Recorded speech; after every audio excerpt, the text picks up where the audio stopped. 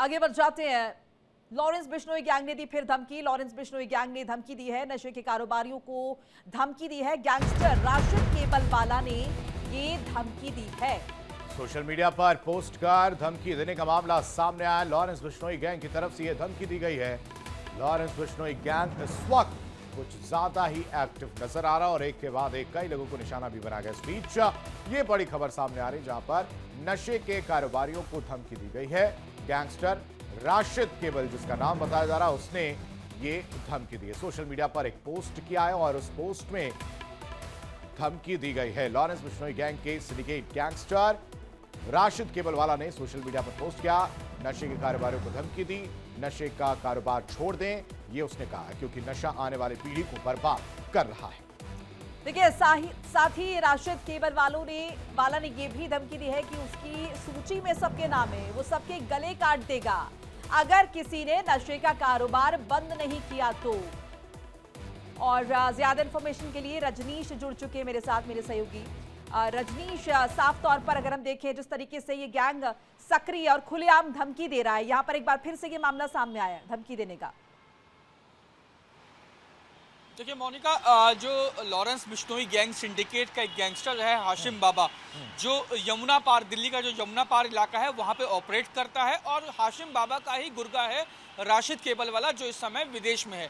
उसने साफ तौर पे सोशल मीडिया पर पोस्ट करके एक जो है वो बात कही। उन्होंने सीधे तौर पे उन लोगों को धमकी दी है जो ड्रग्स पेडलर्स हैं, जो ड्रग्स का धंधा करते हैं या नशे का कारोबार किसी भी तरीके से वो अंजाम दे रहे हैं। राशिद केबलवाला ने अपने इस जो सोशल मीडिया पोस्ट में साफ तौर पे कहा कि ऐसे लोग आने वाली पीढ़ियों की जो है वो नस्ल खराब कर रहे हैं, और जो हमारे नौजवान हैं उनको जो है वो नशे के रास्ते पे धकेल रहे हैं, और ऐसा करने से वो बाज आए। अगर ऐसा नहीं करते हैं, वो अपने जो नशे के कारोबार को बंद नहीं करते हैं, तो जाहिर तौर पे आने वाले समय में उनको अंजाम भुगतना पड़ेगा। यहाँ तक कि गला काटने तक की बात जो राशिद केबलवाला ने अपनी इस पोस्ट में कही है। इसके अलावा राशिद केबलवाला ने यह भी कहा है कि जो लोग लॉरेंस बिश्नोई के दुश्मन हैं, या जो लोग लॉरेंस बिश्नोई के वो दुश्मन जो ड्रग सिंडिकेट से जुड़े हुए हैं, उनकी पूरी लिस्ट राशिद केबलवाला के पास है। और अगर इन सब चीज़ों को बंद नहीं किया गया तो जाहिर तौर पे आने वाले समय में इन लोगों को अंजाम भुगतना पड़ेगा। और यहाँ समझने की जरूरत ये हो जाती है कि लॉरेंस बिश्नोई गैंग जिस तरह से एक्टिव है और एक के बाद एक कई मामले जो देखने को मिल रहे हैं इस गैंग की तरफ से, अब इसमें ऐसा हृदय परिवर्तन ये थोड़ा समस्या पर है। इनकी अगर बात की जाए तो ये खुद खुलेआम कानून की धज्जियां उड़ाते हुए नजर आते हैं, और ऐसे में इस तरह से ये धमकी इसकी तरफ से दी गई है।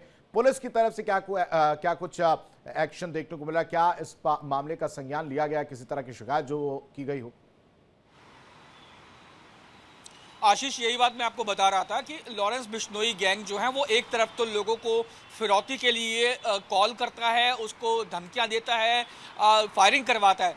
आपने पिछले दिनों देखा गया होगा कि सोमवार को भी देखा होगा, सोमवार को पश्चिम बिहार के जो रोहित खत्री नाम के एक जिम है, आरके जिम फिटनेस सेंटर, उस पर गोलियां चलवाई गई करोड़ों की फिरौती के लिए। उसके अलावा मधु विहार इलाके में बिजनेसमैन के घर पे गोलियां चलाई गई, वो भी जो फिरौती के लिए चलाई गई थी। और दोनों ही मामलों में लॉरेंस बिश्नोई का नाम सामने आया था, जबकि आरके खत्री वाले मामले में लॉरेंस बिश्नोई ने खुद जो है वो उसके गैंग सिंडिकेट के लोगों ने खुद सोशल मीडिया पर पोस्ट करके इसकी जिम्मेदारी ली थी।